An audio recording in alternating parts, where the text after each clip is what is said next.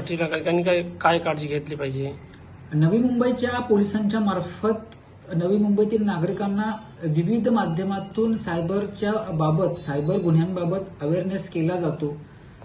त्याच पद्धतीने आता मी सुद्धा त्याच गोष्टी वारंवार सांगत आहे की तुम्हाला जर कोणी अनोळखी व्यक्ती शेअर मार्केटमध्ये इन्व्हेस्टमेंट करायला सांगत असेल, आयपीओच्या बाबतीत माहिती देऊन तुम्हाला कमी पैशामध्ये आयपीओ लागलाय असं सांगत असेल, किंवा कोणत्या तरी प्रकारची भीती दाखवून जर तुम्हाला पैसे ट्रान्सफर करण्यासाठी सांगत असेल, तर कोणत्याही अनोळखी व्यक्तीने असं पैसे ट्रान्सफर करण्यासाठी जर सांगितलं तर त्याच्यामध्ये तुम्ही कुठल्याही प्रकारची इन्व्हेस्टमेंट करू नये, पैसे ट्रान्सफर करू नयेत.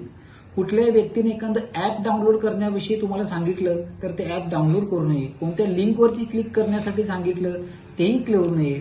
आणि कोणालाही आपला ओटीपी किंवा वन टाइम पासवर्ड जर आला असेल तर कुठल्याही अनोळखी व्यक्तीसोबत किंवा कोणत्याही व्यक्तीसोबत शेअर करू नये. आपण जर भीती आणि लालच या दोन दुर्गुणांपासून आपण दूर राहिलो तर आपल्या बाबतीत सायबर क्राईम होणार नाही, आपल्या त्यापासून बचाव होईल.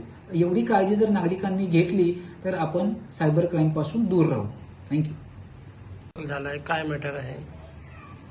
काल नेरूळ परिसरातील राहणारे एक ज्येष्ठ नागरिक सायबर पोलीस स्टेशन येथे आले आणि त्यांनी आम्हाला सांगितलं की त्यांच्या बाबतीत एक सायबर फ्रॉड झालेला आहे.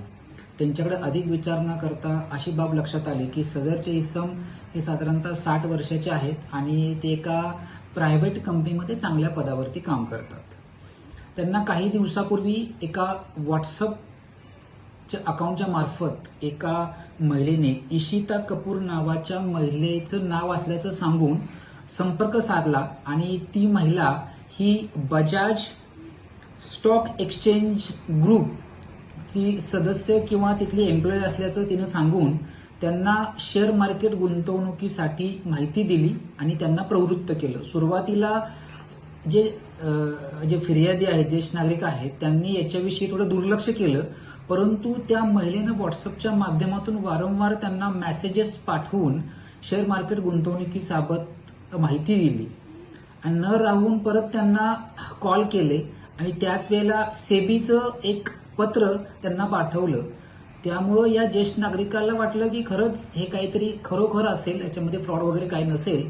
त्यामुळं त्या व्यक्तीनं त्या महिलेसोबत संपर्क वाढवला व्हॉट्सअपच्या माध्यमातून आणि त्यानंतर त्या महिलेने यांना ते स्टॉक एक्सचेंज कसं काम करतं याबाबत इत्थंभूत माहिती दिली आणि या ज्येष्ठ नागरिकाचा विश्वास संपादन केला. आणि सुरुवातीला यांना सांगण्यात आलं की जास्त रक्कम नका गुंतवू.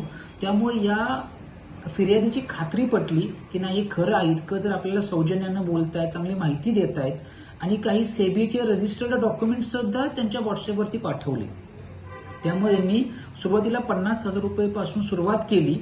त्या महिलेनं यांना एका व्हॉट्सअपच्या ग्रुपमध्ये पण जॉईन केलं. त्याच्यामध्ये ऑलरेडी काही लोक त्यामध्ये इन्व्हॉल्व्ह होती, त्या ग्रुपमध्ये ऑलरेडी पासून होती आणि त्याच्यावरती शेअर मार्केटच्या अनुषंगाने बरीचशी माहिती मिळत होती. आणि त्यानंतर त्यांना एक ऍप पण डाउनलोड करण्यास सांगितलं आणि जसे हा वेगवेगळ्या बँकांच्या मध्ये पैसे गुंतवत गेले हा ज्येष्ठ नागरिक, तसे त्याला त्या ऍपमध्ये पैसे वाढताना दिसले. त्यामुळे यांची खात्री जसं पटत गेली तशी यांनी त्याच्यामध्ये इन्व्हेस्टमेंट वाढवत नेली आणि शेवटी त्यांनी साधारणतः 2,20,00,000 साधारणतः इन्व्हेस्टमेंट त्यांनी केलेली आहे. परंतु ज्या वेळेला त्यांनी हे पैसे काढण्यासाठी त्या महिलेकडे किंवा त्या व्हॉट्सअपच्या ऍडमिनकडे सांगण्यात आलं, त्यावेळेला त्यांना सांगण्यात आलं की याची 10% रक्कम तुम्हाला भरावी लागेल तरच तुम्हाला हे पैसे काढता येतील. आणि अशा पद्धतीनं त्यांच्या लक्षात आलं की आपली फसवणूक झालेली आहे. मग त्यानंतर त्यांनी आपल्या या ठिकाणी येऊन हा गुन्हा दाखल केलेला आहे आणि या गुन्ह्यामध्ये आपला तपास चालू करण्यात आलेला आहे.